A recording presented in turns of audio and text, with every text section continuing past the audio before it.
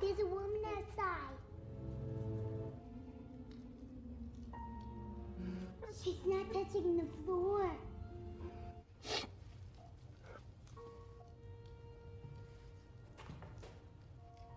Why are you crying? Why are you sad? Look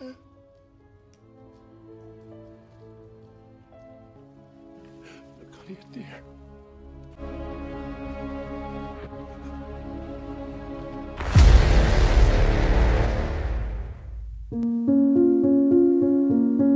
Halo spoiler mania, jumpa lagi di Second Cinema. Kali ini saya akan merangkumkan alur sebuah film horor terseram yang membuat kalian melihat hantu dengan sudut pandang berbeda.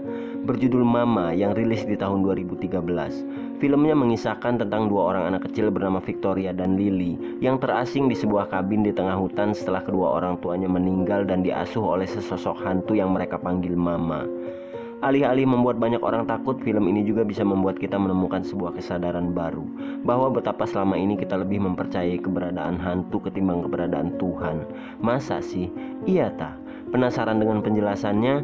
Seperti biasa, lewati dulu ujian jump scare-nya, tonton dulu rangkumannya sampai selesai, siapkan mental kalian, dan inilah Mama.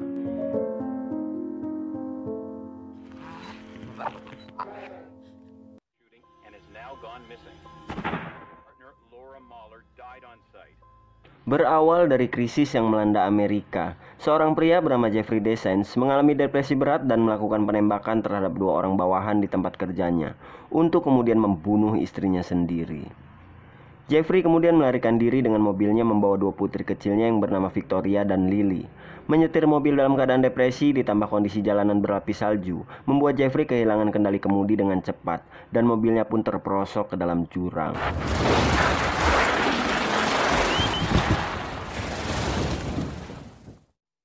Luka, saudara kembar Jeffrey yang merasa khawatir setelah mendengar kabar penembakan itu, mendatangi rumah Jeffrey. Namun ia tidak diizinkan masuk oleh polisi yang berjaga di sekitar rumah itu.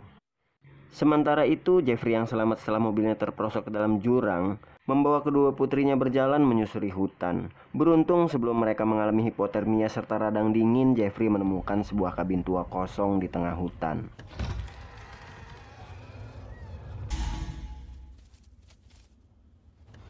Sorry, come here. There's someone inside.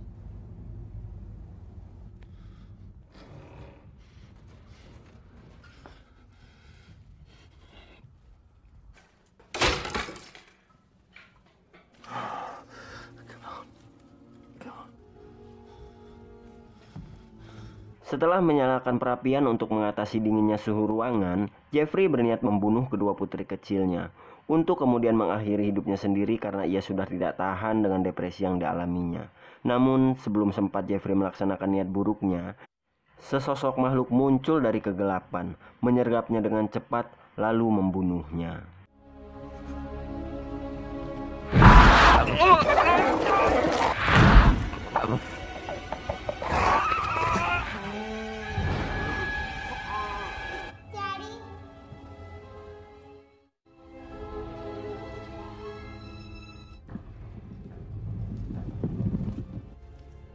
Look, Lily.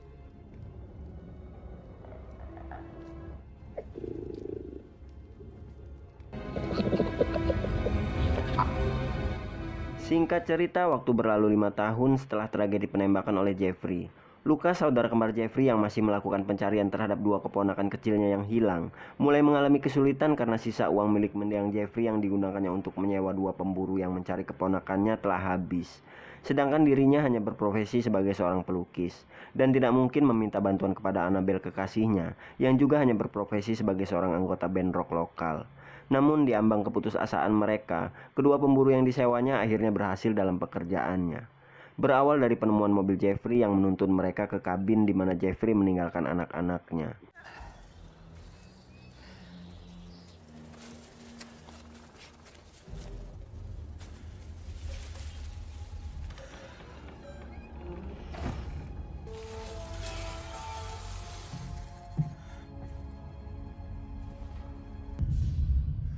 It's cherry pits.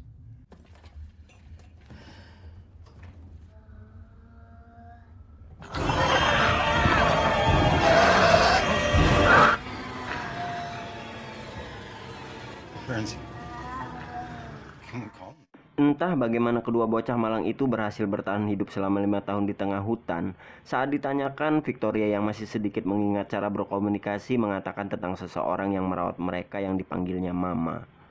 Namun yang membuatnya terdengar ganjil adalah selain tidak ditemukan seorang pun yang bersama mereka di kabin itu, kondisi kedua bocah itu sangat memprihatinkan saat pertama kali ditemukan. Perilakunya pun tampak seperti hewan, tak mencerminkan sedikit pun mereka dirawat oleh seorang manusia. Lucas kemudian meminta bantuan seorang pakar hipnoterapi bernama Dr. Dreyfus untuk memulihkan kondisi kejiwaan kedua keponakannya itu. Belum lama Lucas dapat menghela nafas lega atas ditemukannya Victoria dan Lily. Saudara perempuan mendiang istri Jeffrey, Nyonya Podolski, turut mengklaim hak asuh atas kedua bocah itu. Lucas dan Annabelle pun harus mengikuti proses persidangan untuk perolehan hak asuh, dengan kemungkinan menang kecil karena latar belakang ekonomi mereka dipandang kurang memenuhi syarat. Namun berkat saran dari Dr. Dreyfus, mereka berdua akhirnya berhasil memenangkan hak asuh. Dengan syarat mereka harus tinggal di sebuah rumah fasilitas penelitian psikologi yang direkomendasikan oleh Dr. Dreyfus. When it comes to the girls' welfare, What do we gotta do? you get the girls. This house, courtesy of the Institute, is used for...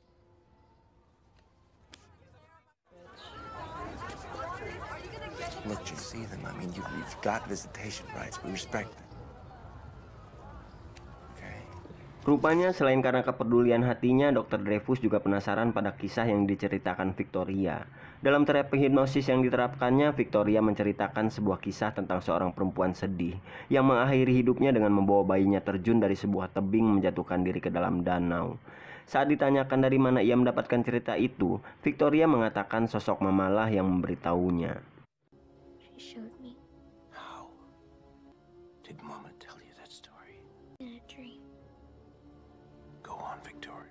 Tidak terlalu sulit mengembalikan kemampuan bicara Victoria yang mulai terasing di kabin itu saat usianya 3 tahun. Sementara untuk Lily yang mulai terasing dari dunia luar saat usianya masih menginjak 1 tahun, cukup sulit mengembalikan kemampuan adaptasinya terhadap orang lain selain Victoria. Awalnya Dr. Dreyfus beranggapan Victoria menciptakan kepribadian ganda dan memiliki sisi lain, yang berperan sebagai mama akibat dorongan bertahan hidup terasing di kabin itu. Namun Dr. Dreyfus juga merasa ragu. Bagaimanapun cerita tentang akhir hidup kelam seorang perempuan yang didengarnya dari mulut seorang bocah polos tidaklah mungkin hanya berasal dari imajinasinya saja. Dr. Dreyfus pun memperdalam kajian penelitiannya dan menemukan sebuah informasi yang sangat mengejutkan. But you told me that there were no mental hospitals. 31. Patient Edith Brennan. Annabelle juga mulai merasakan beberapa keanehan sejak tinggal bersama kedua bocah itu. Terkadang, samar-samar ia mendengar suara seorang perempuan menyanyikan sebuah lagu pengantar tidur di kamar anak-anak, seolah ada orang lain yang mengunjungi mereka tengah malam. Bahkan saat akan melakukan indohai dengan Lucas, Annabelle dikagetkan dengan sesosok bayangan hitam sedang mengintai mereka. Lucas kemudian bergegas keluar kamar untuk memeriksa, namun ia tak menemukan seorang pun. Saat akan kembali ke dalam kamar, Lucas melihat sebuah noda hitam aneh yang mengeluarkan ngengat di dinding.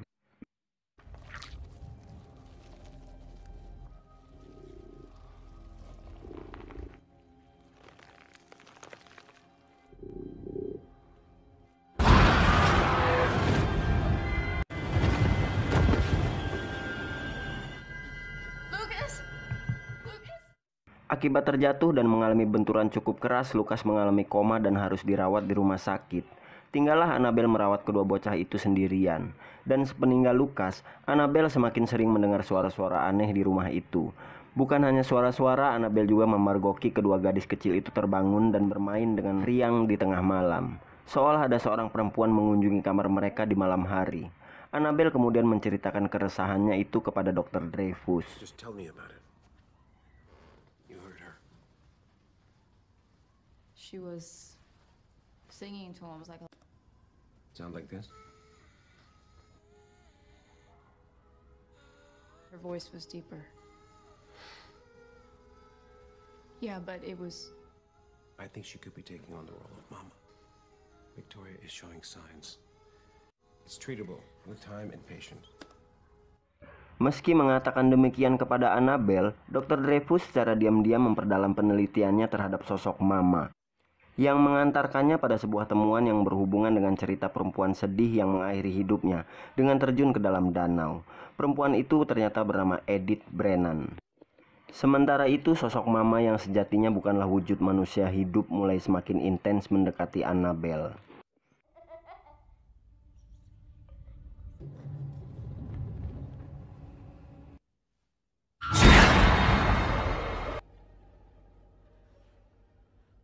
Di rumah sakit, Lukas yang mulai sadar dari komanya mengalami sebuah mimpi. Dalam mimpinya, Lukas melihat bayangan Jeffrey, saudara kembarnya, di sebuah lorong jembatan. Jeffrey seolah meminta tolong kepada Lukas untuk pergi ke kabin untuk menyelamatkan anak-anaknya. Ternyata mimpi itu juga menjadi pertanda akhir masa komanya. Keesokan harinya, Lukas benar-benar siuman. Menyambut kabar baik itu, Annabelle menjenguknya dengan membawa anak-anak. Di rumah sakit, Victoria menunjukkan lukisan tangannya bersama Lily kepada Lukas. Dan sebagai bentuk rasa sayangnya terhadap kedua keponakannya itu, Lukas juga memberikan lukisan tangannya yang menggambarkan Victoria dan Lily. Tanpa mereka sadari, Lily yang duduk di lantai saat itu sedang memakan ngengat-ngengat di lantai yang entah datang dari mana.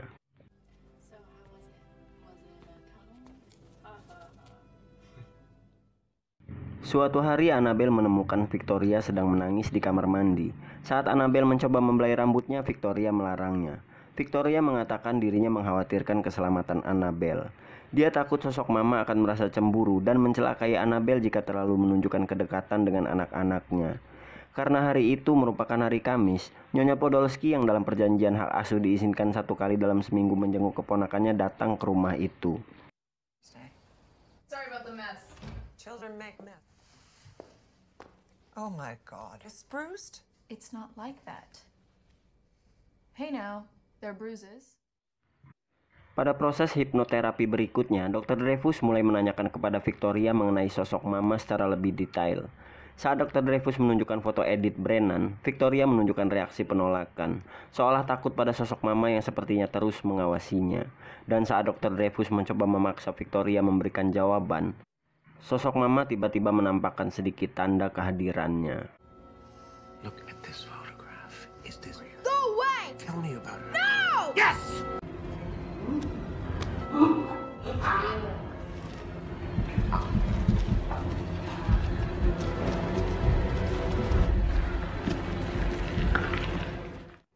have to go. I'll call you. Sejak kepergian Dr. Dreyfus, Annabelle juga mulai mengalami mimpi buruk, di mana dalam mimpinya ia melihat akhir hidup kelam seorang perempuan dengan bayinya. Dan di akhir mimpinya, Annabelle juga melihat sosok mama yang menyeramkan.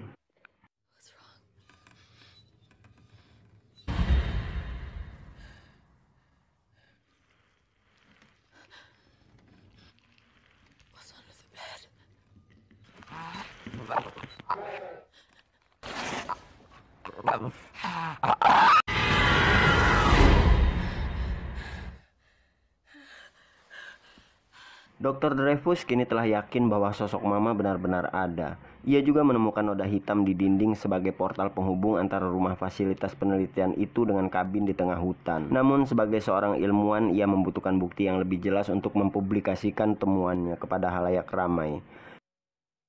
Ia pun pergi ke kabin untuk mengambil bukti yang lebih jelas itu.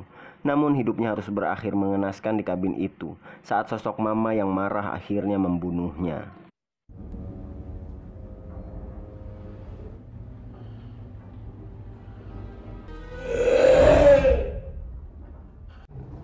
I know what you want. I know your name.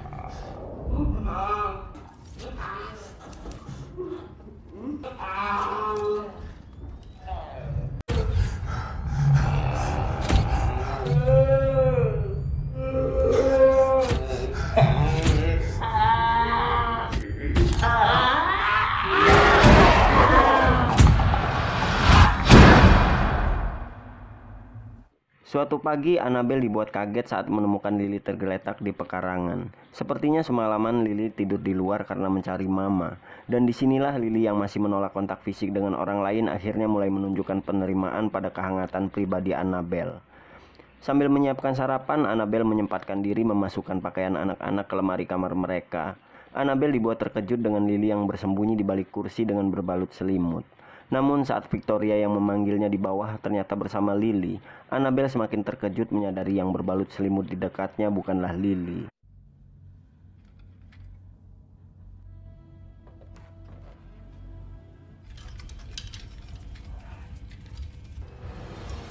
Annabelle?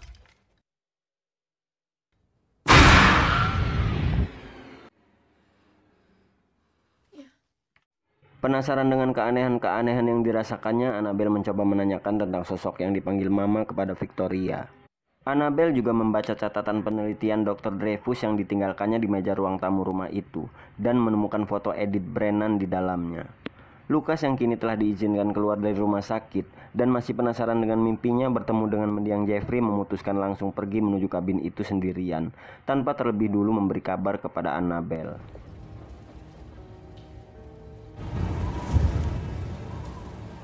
Annabelle yang terus menelaah berkas milik Dr. Dreyfus menemukan video berisi semua informasi hasil penelitian sang dokter yang belum diketahui keberadaannya itu, di mana di dalam video itu terdapat informasi kebenaran tentang sosok Mama, yang tidak lain adalah perempuan yang pernah hidup di masa lalu dengan nama Edith Brennan, yang mengakhiri hidupnya dengan terjun ke dalam danau bersama bayinya. Di sisi lain, Lucas yang mengikuti petunjuk mendiang Jeffrey dalam mimpinya, rupanya belum menemukan kabin yang dimaksud. Hingga malam hari, Lucas masih berkeliling di dalam hutan. Sementara itu, sosok Mama mulai menunjukkan diri secara terang-terangan dan meneror Annabelle.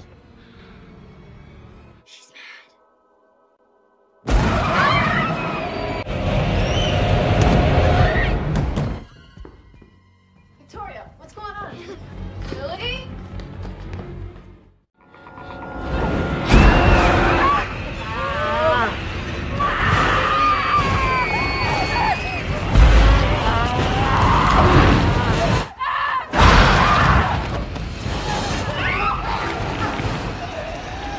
Leave her alone!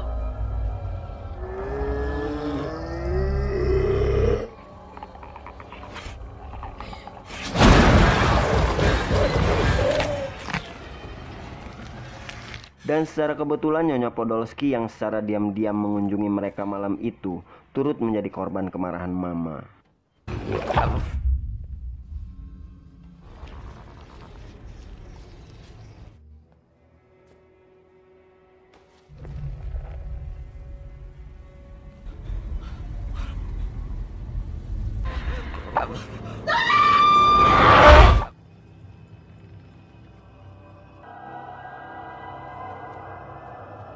Setelah kembali mendapat penglihatan masa lalu Edith Brennan, Annabelle akhirnya sadar dari pingsannya.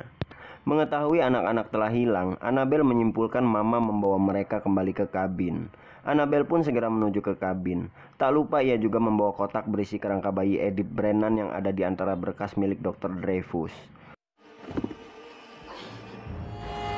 Beruntung Lucas yang menerima pesan singkat dari Annabelle langsung menanggapinya dan menyambut kedatangan Annabelle di tepi jalan menuju kabin. Dan sesampainya di kabin, mereka dikejutkan dengan keberadaan Nyonya Podolski yang telah menjadi mayat dalam posisi berdiri.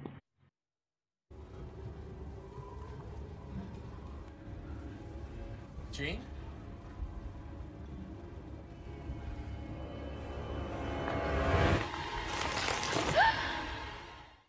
Karena tidak menemukan anak-anak di dalam kabin, mereka pun keluar kabin untuk mengamati sekeliling. Dan Annabelle melihat ke arah tebing yang mengingatkan pada mimpinya tentang akhir hidup Edith Brennan. Mereka pun menuju tebing dan di sana mereka menemukan Victoria dan Lily sedang duduk menghadap ke arah danau. Victoria? Lily?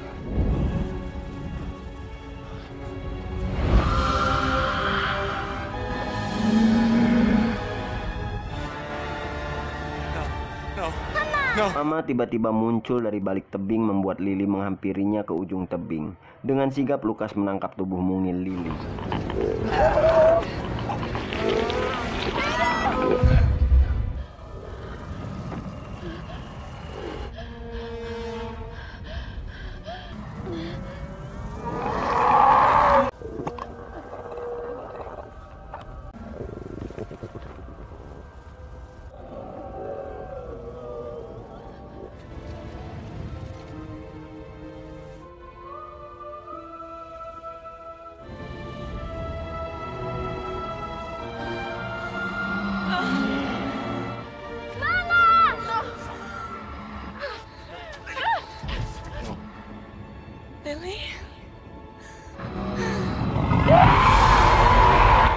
Mendengar teriakan Lily, Edith kembali ke wujud menyeramkan Mama dan langsung menyerang Lucas dan Annabelle dengan kemarahan, untuk kemudian membawa Victoria beserta Lily ke ujung tebing.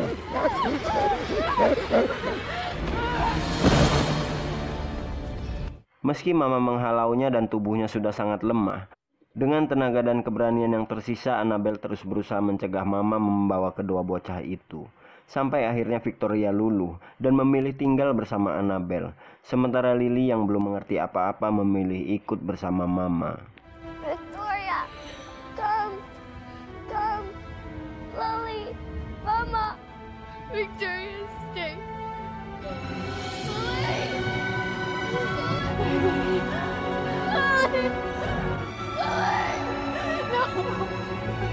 Dan film pun berakhir.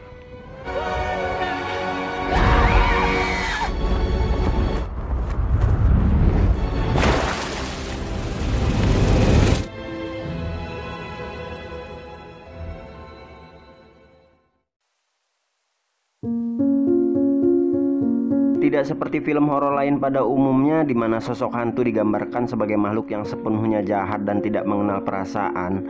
Sosok hantu di film ini menampilkan gambaran yang sedikit berbeda. Walaupun dengan tampilan yang menyeramkan, tapi hantunya memiliki sisi manusiawi, rasa kasih sayang dan keibuan khususnya.